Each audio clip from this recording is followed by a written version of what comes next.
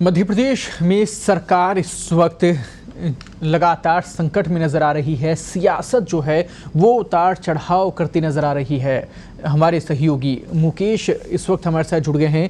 मुकेश जी, मध्य प्रदेश की जो सियासत है, इस्तीफे वहां पर हो गए हैं कांग्रेस की तरफ से, बहुत सारे इस्तीफे सामने आए हैं। कांग्रेस के लिए सरकार बचाने की सबसे बड़ी चुनौती यहाँ पर बनाई हुई है। अब क्या लगता है, जिस प्रकार से इस्तीफे सामने आए हैं, स्पीकर की भूमिका को आप किस रूप में देखते हैं कि कितना कुछ अहम वो कदम होने वाला है? देखिए, इस पूरे मामले में सबसे महत्वपूर्ण भूमिका स्पीकर की ही रहने वाली है, ये आप समझ लीजिए।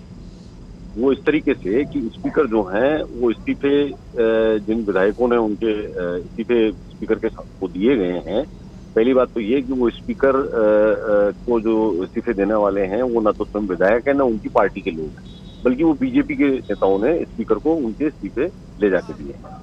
तो जब तक पहली बात तो वो स्पीकर के सामने खुद विधायक उपस्थित होकर के और अपने इस्तीफे की पुष्टि नहीं करते लिखित में और वर्बली, तब तक वो इस्तीफे स्वीकार नहीं होंगे, पहली बात। दूसरी बात, इस पूरे मामले में स्पीकर की जो भूमिका है वो इतनी ज्यादा महत्वपूर्ण हो जाएगी कि मतलब आप समझ लीजिए कि बीजेपी का सरकार बनाना और कांग्रेस की सरकार बचना, स्पीकर के फैसले की जो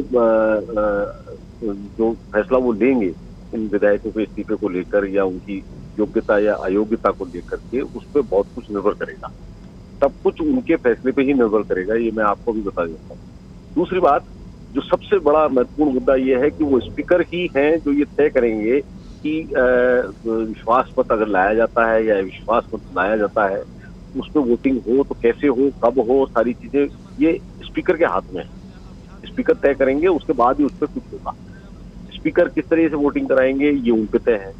आप इतना समझ लीजिए, स्पीकर की जो शक्तियां हैं एक विधानसभा में, किसी भी विधानसभा में और लोकसभा में, जिस तरह से लोकसभा अध्यक्ष की शक्तियां होती हैं वो बिल्कुल अनपैरेलल्ड है, उनको संवैधानिक शक्तियां प्राप्त होती हैं, उसका कोई मुकाबला नहीं है। उस हाउस को संचालित करने के लिए, उस हाउस को विधानसभा को, लोकसभा को चलाने के लिए सही तरीके से वो पूरी शक्तियां स्पीकर में ही होती हैं। वही तय करते हैं कि कैसे चलाएगा या कैसे नहीं चलेगा। तो मुकेश जी, इसको सीधे तौर पर यह माना जाए कि जब तक इस्तीफे स्वीकार नहीं हुए हैं तो कमलनाथ सरकार के लिए थोड़ी राहत ये हो सकती है?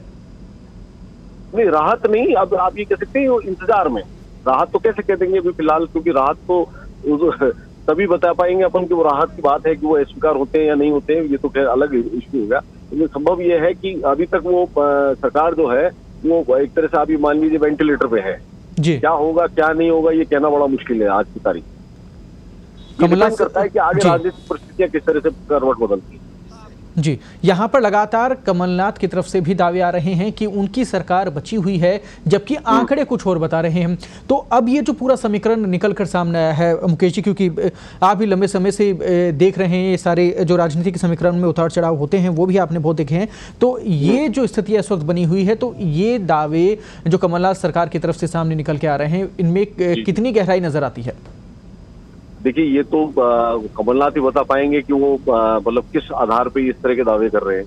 बाकी जैसा कि आपने खुद ने बताया कि जो आंकड़े हैं, विधायकों की संख्या जो है वो फिलहाल स्पष्ट है कि कौन कितने किधर हैं और कितने बीजेपी के साथ है, कितने कांग्रेस के साथ। लेकिन अभी समस्या ये है कि वो जब तक हाउस के अंदर, देखिए कोई भी चीज सरकार के बहुमत होने या नहीं होने का जो टेस्ट होता है, असली टेस्ट, असली परीक्षा जो होती है वो सदन के भीतर ही होगी, सदन के बाहर नहीं हो सकती। ये एक नहीं 1000 मामलों में तय हो चुके हैं।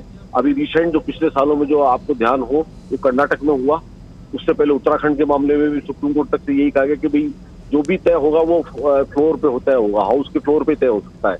आप वहां जाइए, विश्वास मत या अविश्वास मत सब अपना पारित कराइए, बहुमत साबित करिए या फेल करिए, जो भी है आप वहां करेंगे, वो और कोई नहीं कर सकता।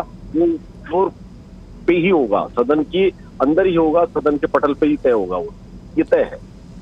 तो मुकेश जी, आप कितना मानते हैं कि ये जो भाजपा कांग्रेस की बाड़ाबंदी इस वक्त नजर आ रही है, कितनी सहायक होगी? देखिए, बाड़ाबंदी तो अब ये पार्टियां, राजनीतिक दल अपने विधायकों को एकजुट रखने के लिए करते रहे हैं, और वो उनसे किस तरह से उनको एकजुट करते हैं ये एक अलग विषय है कि उनको किस तरह से समझाया बुझाया जाता है या उनसे उनकी शिकायतों को किस तरह से सुना जाता है, दूर किया जाता है, वो सब बात की बातें हैं।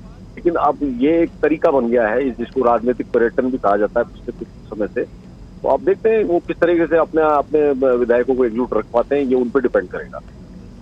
शुक्रिया मुकेश जी तमाम जानकारी के लिए। तो आपको बता दें कि मध्य प्रदेश की जो सियासत है वो लगातार करवट बदलती नजर आ रही है और ज्योतिरादित्य सिंधिया आज भाजपा में शामिल हो गए। तो अब यहाँ पर जो स्थितियाँ बनी हुई हैं वो काफ़ी कुछ सियासी करवट के ऊपर निर्भर करती हैं, सियासी हलचल के ऊपर निर्भर करती हैं, क्योंकि भाजपा की तरफ से ये दावे लगातार हैं और भाजपा ने अपनी तरफ से कवायद भी शुरू कर दी है, क्योंकि वो इस मौके को अब नहीं छोड़ना चाहेंगे। सरकार बनाने का जो उनका दावा होगा, अभी फिलहाल वो स्थिति उनके पक्ष में नजर आती दिख रही है, क्योंकि आंकड़े जो हैं वो अलग नजर आ रहे हैं। कमलनाथ सरकार के पास में जो आंकड़े थे, जो बहुमत के आंकड़े थे, वो फिलहाल इस्तीफे की भेंट चढ़ चुके हैं।